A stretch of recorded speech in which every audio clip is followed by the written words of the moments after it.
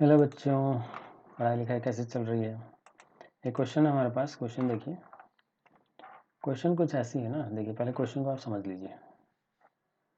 ठीक है, यहाँ पे एक स्टोन है, उसको थ्रो किया गया कुछ वेलोसिटी से। कितने 50 मीटर पर सेकंड के वेलोसिटी से उसको थ्रो किया गया और ज़मीन के साथ 30 डिग्री का एंगल ये बना रहा था। ठीक है, तो ये क्या होता है ना कि ये ऐसे करके इसको जाना था, जा करके ऐसे करके कहीं ना कहीं तो गिरेगा ना, तो ये उसकी कहलाएगी रेंज।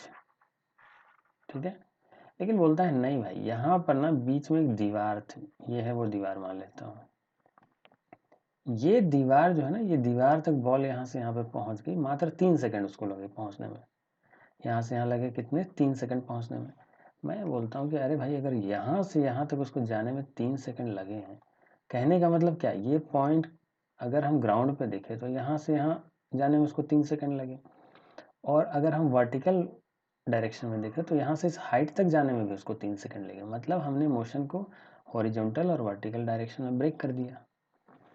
इसमें बोला गया है ना कि नहीं भाई, तुम मुझे बस इतना बता दो कि दीवार के कितना पीछे गिरेगी, मतलब हमें ये एक्स डिस्टेंस निकालना है। अगर हम रेंज में से ये एक्स, सोचिए कि अगर रेंज में से हमें ये डिस्टेंस पता चल जाए, मान लेता हूँ ये वाई है, अगर हम इस रेंज में से वाई घटा दें तो हमें एक्स नहीं मिल जाएगा। तो x के लिए हम क्या करेंगे कि रेंज में से ये y घटा देंगे। बस ये चैलेंज है, ये y निकालो भाई। सबसे पहली बात कि ये जो वेलोसिटी है, इसका हॉरिजॉन्टल कंपोनेंट कितना है पहले पता करो। तो हॉरिजॉन्टल कंपोनेंट होता है u cos थीटा। कहने का मतलब 50 इंटू कॉस 30। ठीक है, 50 इंटू कॉस 30 का वैल्यू कितना होता है, √3/2। मतलब ये हो जाएगा 25√3। इतने वेलोसिटी, ये है उसकी हॉरिजॉन्टल वेलोसिटी। अब आप सोचिए 3 सेकंड में यहाँ पहुँचा ना, तो 3 सेकंड में तो इसकी मतलब हॉरिजॉन्टल कंपोनेंट यहाँ पहुँचा था उस समय तक। तो ये डिस्टेंस हम निकाल सकते हैं क्यों। और एक बात और कि ये वेलोसिटी, इसकी हॉरिजॉन्टल वेलोसिटी हमेशा कांस्टेंट होती है, ये नहीं बदलती है।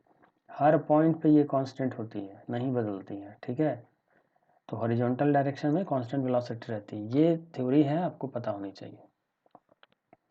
यहाँ से अगर हम कैलकुलेट करें बच्चों, तो हम पता कर सकते हैं ये y कितना होगा। तो हम सीधा, हमको पता है जब कांस्टेंट वेलोसिटी होती है तो हमारे पास एक ही फार्मूला होता है, velocity is equal to distance by time.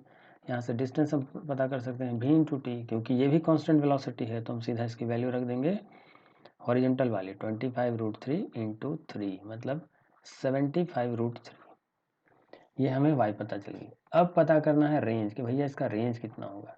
तो रेंज के लिए फार्मूला तो आपको पता ही होगा। रेंज क्या होता है, रेंज होता है u square sine 2θ by g. u कितने वेलोसिटी से उसको फेंका गया था, 50 के स्पीड से, मतलब ये तो 50 का स्क्वायर 2500 हो जाएगा। साइन 2θ मतलब थीटा कितना था, 30 डिग्री, तो ये साइन 60 बन जाएगा, क्योंकि 2θ है तो ये साइन 60 बन जाएगा। ठीक है, और ये g की वैल्यू हम 10 ले लेते हैं सुविधा के लिए। ठीक है, तो ये एक बार कैंसिल आउट हुआ, और साइन 60 की वैल्यू होता है √3/2, तो ये हो जाएगा √3/2। 2 से फिर ये कैंसिल आउट हो जाएगा, 125√3 हमारे पास फाइनल आएगा, 125√3। बस भाई, इसमें ये रेंज में से ये y की वैल्यू घटा दो, मतलब 125√3 में से आपको घटाना है 75√3, तो आपको मिलने वाले हैं,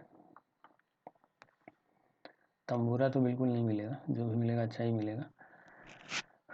फिर ये मिलेगा 50√3। अब बच्चों यहाँ पे जो आंसर है ना, ये √3 में नहीं है, ये डेसिमल्स में है, तो बस कैलकुलेट आपको कर लेना है। लेकिन सवाल है कैलकुलेट करेंगे कैसे, जल्दी से कैलकुलेट करना है। देखिए मैं आपको एक तरीका बताता हूँ जल्दी से कैलकुलेट करने का। यहाँ हमें क्या कैलकुलेट करना है, 50 इंटू 1.73। √3 का क्या मतलब होता है, 1.73 होता है। तो हमें मतलब 50, इसको अगर आप देखें ना बच्चों, तो ये हो जाएगा 50 प्लस, मैं 1.73 को चाहूँ ना तो ऐसे लिख सकता हूँ, 1 प्लस 0.73, तो ये 0.73 यहाँ हो जाएगा, और 50 और उसमें मल्टीप्लाई, मतलब समझिए मैंने इसको ब्रेक कर दिया, तो ये हो गया 50, 1 प्लस 0.73, फिर 50 अंदर गया, 1 और 0.73 के साथ भी मल्टीप्लाई हो गया।